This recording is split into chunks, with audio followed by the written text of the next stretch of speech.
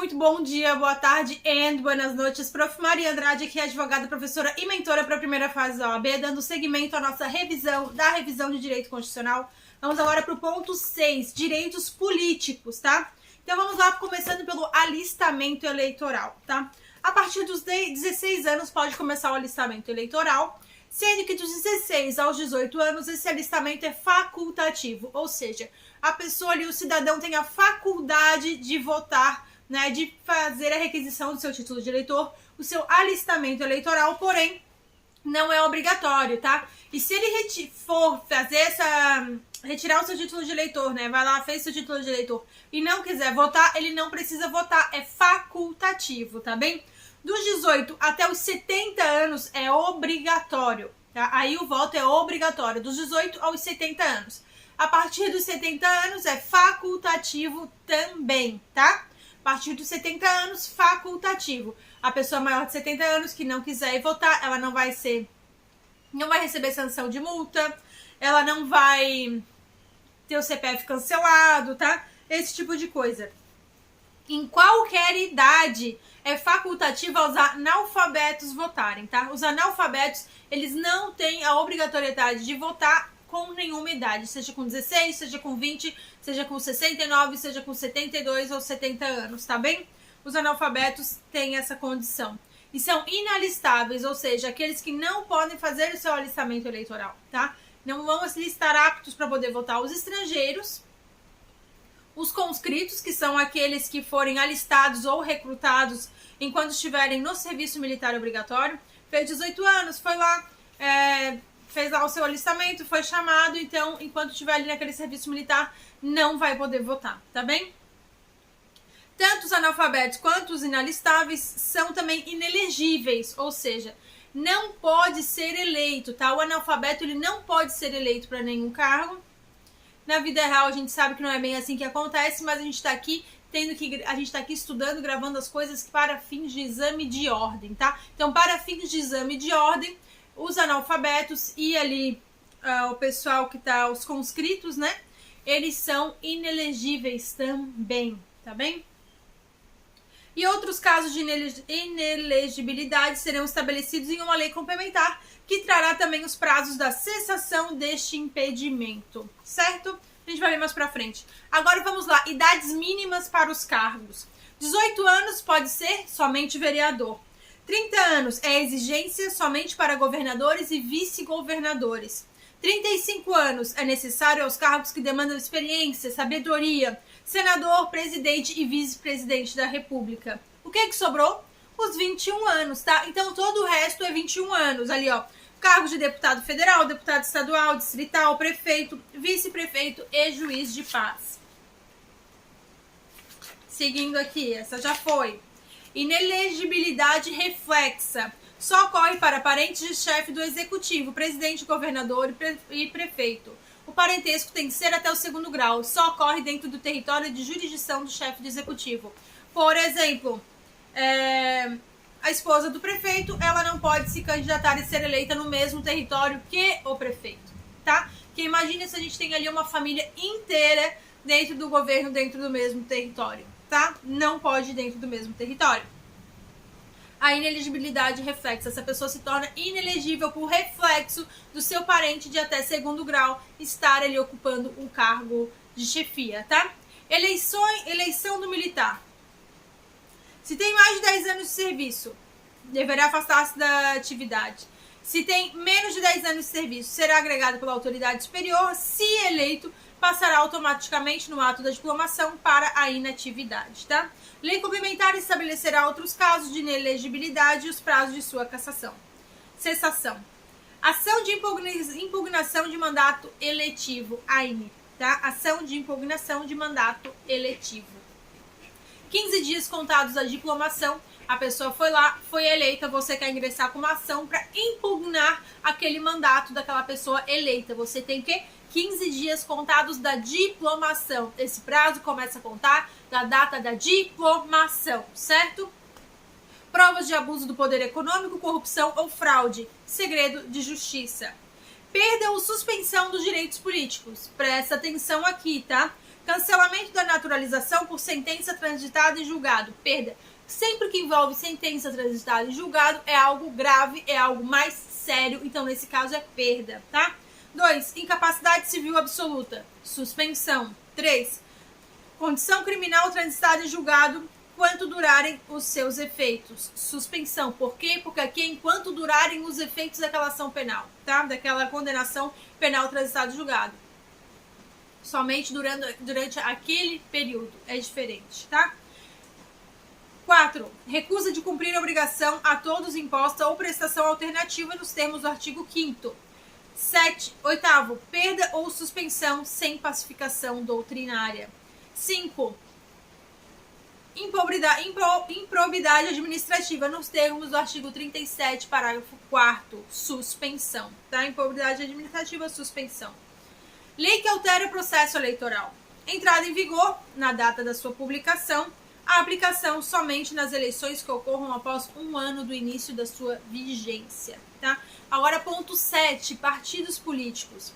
Direitos dos partidos políticos. Livre criação, fusão, incorporação e extinção. Autonomia para definir sua estrutura interna, organização e para adotar critérios de escolha e o regime de suas coligações eleitorais, não precisando vincular as candidaturas em âmbito nacional, estadual, distrital ou municipal, tá? Receber recursos do fundo partidário.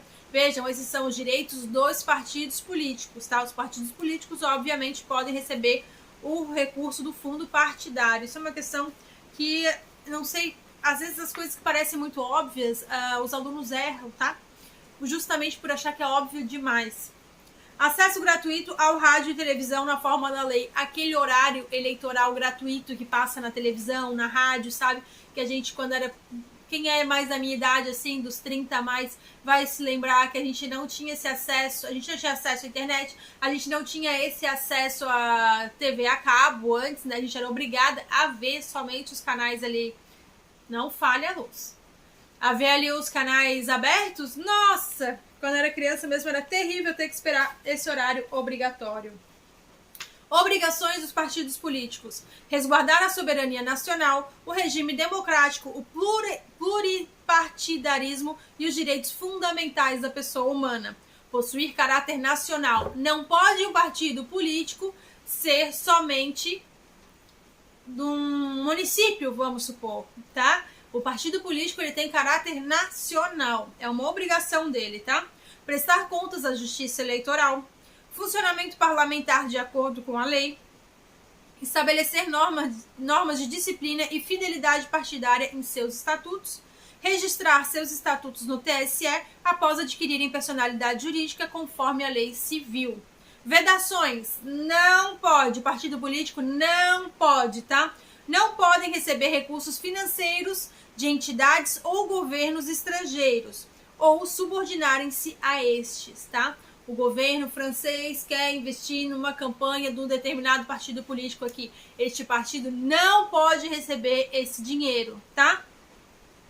Não podem utilizar organização paramilitar. Sempre que envolve o nome organização paramilitar, não pode, tá? É totalmente vedada em todas as esferas do nosso ordenamento jurídico qualquer organização paramilitar, certo? Que não sejam nossas forças armadas, óbvio, né? Por isso que é paramilitar. Ó, a Emenda Constitucional 91 de 2016 não alterou nenhum dispositivo do texto constitucional, ficando como texto separado de status constitucional e estabelece que é facultado ao detentor do mandato eletivo desligar-se do partido pelo qual foi eleito nos 30 dias seguintes à promulgação desta emenda constitucional, sem prejuízo do mandato, não sendo essa desfiliação considerada para fins de distribuição dos recursos do fundo partidário e de acesso gratuito ao tempo de rádio e de televisão, tá? Só para relembrar. Agora vamos para o ponto 8. Organização político-administrativa. Entidades autônomas da federação são só 4. Nós temos somente 4 entidades autônomas da federação, tá? Lembrem-se disso. Isso aqui é outra coisa que às vezes induz vocês a erro. É sempre importante relembrar, tá? União, Estados, Distrito Federal e municípios. Estas são as únicas 4 entidades autônomas da federação. Território federal não é autônomo. tá? Território federal integra a União, então o território federal não é autônomo, tá? Autônomos são somente União, Estados, Distrito Federal e municípios. Território não é, certo? A União não é soberana, é apenas autônoma. Capital Federal, Brasília, tá? Capital Federal é Brasília, não é o Distrito Federal, tá? Salvo para a ESAF, que considera Brasília e DF a mesma coisa. Mas para fins aqui de exame de ordem, peguem que a capital federal é Brasília, não é o Distrito Federal, certo? Cisão ou subdivisão. Um ente subdivide o seu território, dando origem a outros entes. O ente inicial deixa de existir. Conceitos aqui para vocês se lembrarem, tá? Desmembramento, formação. Uma parte de um ente se desmembra, formando um novo ente. O ente inicial continua existindo e agora temos um ente completamente novo, tá?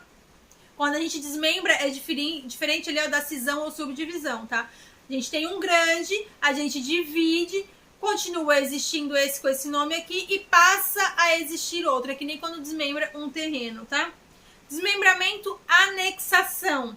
Uma parte de um ente se desmembra, porém, ao invés de formar um novo ente, como a gente acabou de ver, ela é anexada a outro existente. Ou seja, a gente divide esse daqui para esse fazer parte de outro. Não vai ser um sozinho, ele vai fazer parte de outro, tá? O ente inicial continua existindo e não temos a formação de um ente novo, mas um aumento territorial de outro. Fusão. Fusão, dois ou mais entes se agregam e assim formam um ente novo. Os entes iniciais deixam de existir. Nós temos o A, B e o C, eles se juntam e formam o D. Tá? Então, deixa de existir o A, o B e o C e passa a existir o D. Reorganização territorial de estados e territórios federais. Aprovação da população diretamente interessada. Segundo o STF, é toda a população de estado, através de plebiscito. Então, página errada. Elaboração de uma lei complementar pelo Congresso Nacional. As Assembleias Legislativas... Perdão, gente, acontece. As Assembleias Legislativas serão chamadas a se manifestar sobre isso, mas não é uma manifestação vinculativa, nem mesmo essencial, podendo as mesmas, inclusive, se abster de manifestação. Reorganização territorial de municípios. Presta atenção aqui, tá? Presta atenção aqui. Reorganização territorial de municípios. Far-se-á por lei estadual no período de lei complementar federal. Aprovação por plebiscito da população envolvida. Deve-se apresentar e publicar na forma da lei estudos de viabilidade municipal. Lembrem-se, estudos de viabilidade é só no caso municipal. Vedações aos entes federativos. A todos eles, a todos os entes federativos é vedado. 1. Estabelecer cultos religiosos ou igrejas, subvencioná-las, embaraçar-se-lhes o funcionamento ou manter com eles ou seus representantes relações de dependência ou aliança, ressalvada na forma da lei a colaboração de interesse público. 2. Recusar fé aos documentos públicos. 3. Criar distinções entre brasileiros ou preferências entre si. Agora nós vamos para o ponto 9, vamos revisar o ponto 9 e relembrar tudo aqui, ó. Bens públicos, União e Estados, terras devolutas. As terras devolutas em regra são de quem? Dos estados. Exceção, União, sim, indispensáveis. A defesa das fronteiras, fortificações e construções militares ou vias federais. Ou a preservação ambiental, tá?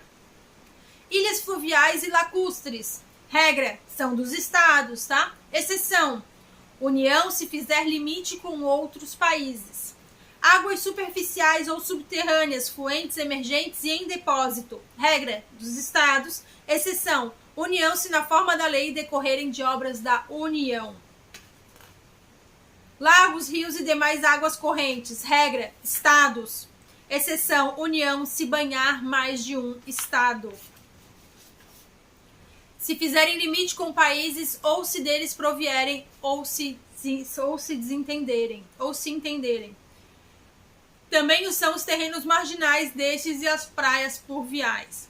União, estados e municípios, ilhas costeiras e oceânicas, municípios, tá? Normalmente é ilhas costeiras e oceânicas, municípios. Quando for sede do município, salvo se for afetada por serviço público ou unidade ambiental federal. Nesses casos é da União. Sempre que a unidade ambiental federal é União, tá? Estados, quando estiverem em seu domínio, União, as demais, inclusive no caso acima, elas podem ainda ser de terceiros. A gente vai ver no momento oportuno isso daqui, tá? Somente União, tá? Esses bens públicos aqui, somente a União responde por eles, ó. Todos que atualmente lhe pertencerem ou os que lhe vierem a ser atribuídos. Praias marítimas, os terrenos de marinha e seus acrescidos. Os terrenos de marinha, gente, são todos os imóveis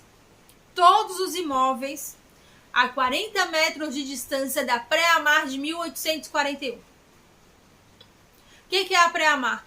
A pré-amar tem a maré cheia e tem a maré baixa. A maré cheia é quando o mar avança, né? Que ele vai um pouco mais ali na terra. A maré baixa é quando ele dá uma recuada, tá? Quem mora na praia vai entender. Tem momentos do dia que isso acontece. A pré-amar é a média dessas marés. E os terrenos de marinha no Brasil, a gente vê de acordo com as cartas náuticas de 1841, tá? Então, toda a costa brasileira, todos os terrenos à beira do mar no Brasil, tá? Todos os imóveis que estão ali na beira do mar são terrenos de marinha, tá? E ali quem responde é sempre a União. E quem é quem tem essas casas, né, os donos dessas casas, eles respondem sempre para a União. Eles pagam até um foro laudêmio, eles pagam outros tipos de impostos além de PTU, tá? Quando eles vão transferir, vão vender, não pagam somente o ITBI, eles pagam outras coisas também, porque aquilo é da União, tá bem? O mar territorial, os recursos naturais na plataforma continental e na zona econômica exclusiva, os recursos minerais, inclusive do subsolo, os potenciais de energia hidráulica, as cavidades naturais subterrâneas e os sítios arqueológicos e pré-históricos, as terras tradicionalmente ocupadas pelos índios. Faixa de fronteira, qual que é a faixa de fronteira? É até 150 quilômetros de largura ao longo das fronteiras terrestres. Ponto 10, vamos revisar, relembrar aqui o ponto 10. Competências administrativas e legislativas. Critério para repartição de competência. Qual que é? É a predominância do interesse, tá? A União faz as coisas de âmbito nacional e as relações internacionais. Os estados fazem as coisas do âmbito regional e os municípios no âmbito local, tá? Então é a predominância do interesse, né? O município tá mais apto, tem mais interesse em coisas aqui do município, né? Por exemplo, isso aí é meio que seguir a lógica, tá? Técnica utilizada para repartição de competências. 1. Enumerou as competências da União e dos municípios. 2. Estabeleceu a competência residual ou remanescente para os estados. E 3. Atribuiu competência legislativa híbrida ao DF. Todas essas coisas, ao longo do tempo, mais pra frente a gente vai ver um pouco mais aprofundado, tá? O Estado possui somente 2 competências expressas. Isso aqui que vocês têm que gravar. Essas exceções, tá? O Estado possui somente 2 competências expressas. 1. Explorar diretamente ou mediante concessão os serviços locais de gás canalizado, na forma da lei, vedada a edição de medida provisória para sua regulamentação. Então, gás é o Estado. Instituir, mediante lei complementar, regiões metropolitanas, aglomerações urbanas e microrregiões constituídas por agrupamentos de municípios limítrofes, para integrar a organização, o planejamento e a execução de funções públicas de interesse comum. Competência concorrente, tá? Na competência concorrente, caberá à União estabelecer tão somente as normas gerais e aos estados e ao Distrito Federal vão suplementar essas normas com as peculiaridades de cada ente.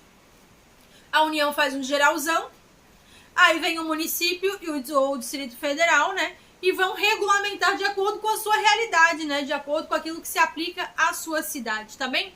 Inexistindo lei federal sobre normas gerais, os estados exercerão a competência legislativa plena, ou seja, vão legislar de forma completa para que possa atender às suas necessidades. Não tem uma geralzona federal, o estado vem e faz, tá? Mas se após o exercício pelo Estado do Distrito Federal da competência plena for editada a lei federal sobre normas gerais, essa irá suspender a eficácia da lei estadual naquilo que lhe for contrário. O federal não fez a lei geral para o município ali, né, poder fazer sua especificidade. O Estado vem e faz essa lei, tá? Depois do Estado fazer, o federal foi lá e fez, a União foi lá e fez essa lei geral. Tudo que essa lei que o Estado fez for contrária ao que a lei federal, ao que a União fez, vai ficar suspenso. Esses artigos vão ficar suspensos, tá bem? Pegadinhas que caem aí em concursos, tá? E nas provas da OAB também. 1. Direitos. Existem 5 que são de legislação concorrente e 10 que são de legislação privativa da União. Gravem somente os 5 concorrentes, óbvio, tá? Assim temos concorrentes. Quais que são os concorrentes? Em tributário, financeiro, penitenciário, econômico e urbanístico, tá? Nisso aqui são concorrentes. Um não faz, o outro faz, tá? Privativo da União é tudo o que sobrou. Então vamos gravar somente esses 5, tá? Atenção, aqui vem uma dica excelente para você montar os seus mnemônios. Mnemônios, eu não gosto muito, tá? Essa dica aqui que tinha colocado aqui é porque é para você utilizar as sílabas do começo das palavras, tipo ali, ó. Tributário, financeiro, penitenciário, econômico, urbanístico. Tem gente que usa trifi, penit, ec, urb. Ec, urb. Eu não gosto muito, tá? Eu não consigo gravar assim, mas eu lembro que eu anotei aqui, porque tem gente que gosta e que consegue gravar melhor assim, tá? Então, se você for uma dessas pessoas, peguem essas palavras, as primeiras sílabas e montem uma outra palavra para vocês se lembrarem, tá? Essa é a dica que eu tinha deixado aí para vocês. Ó, agora vamos lá. 2. Legislar sobre desapropriação é privativo da União, tá? Legislar sobre a desapropriação é privativo da União. Decretar a desapropriação é o poder público, executivo em geral, em especial o município, que é responsável pelo ordenamento urbano. Então isso aqui é muito típico de pegadinha, tá? Quando fala ali sobre a desapropriação, normalmente quem desapropria é o município. Ele vai desapropriar para fazer uma escola, ele vai desapropriar para passar uma rua por ali, normalmente é o município. Mas só quem pode legislar sobre a desapropriação é a União, tá? E aqui é que tá a pegadinha, porque falou em desapropriar, normalmente a gente pensa em município. Mas tem que lembrar que legislar sobre desapropriação é privativo da União, tá? 3. Direito processual, competência legislativa privativa da União, artigo 22, inciso 1.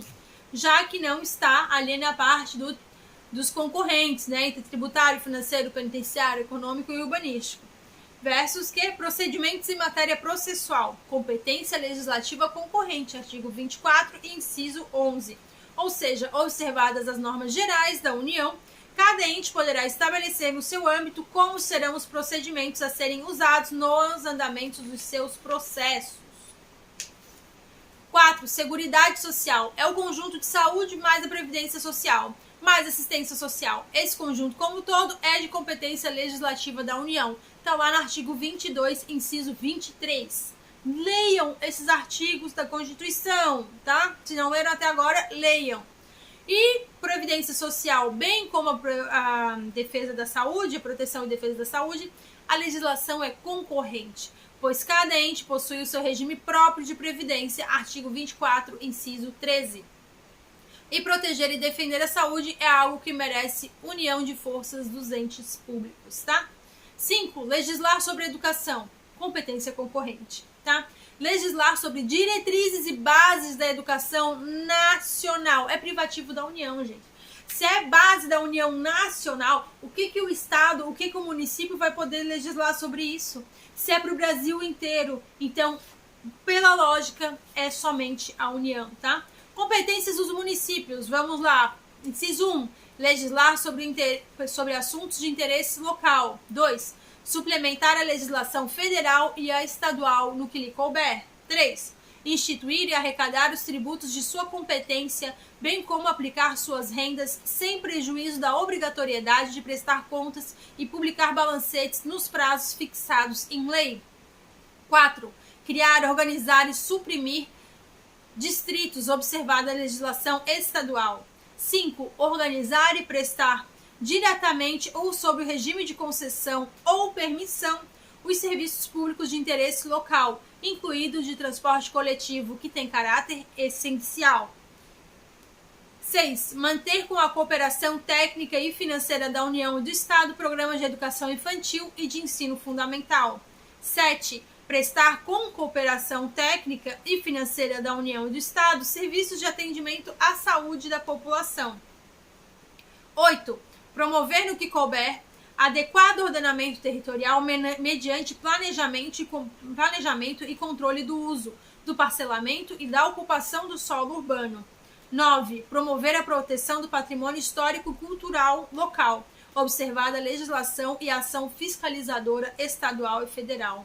Observação: para os serviços expressos na Constituição, nós temos 1. União, diretamente por autorização, permissão e concessão. Municípios, diretamente por permissão e concessão. E estados, diretamente ou apenas por concessão, tá? A gente se vê na próxima aula, onde a gente vai começar no ponto 11, estados e municípios. Até logo! Até logo!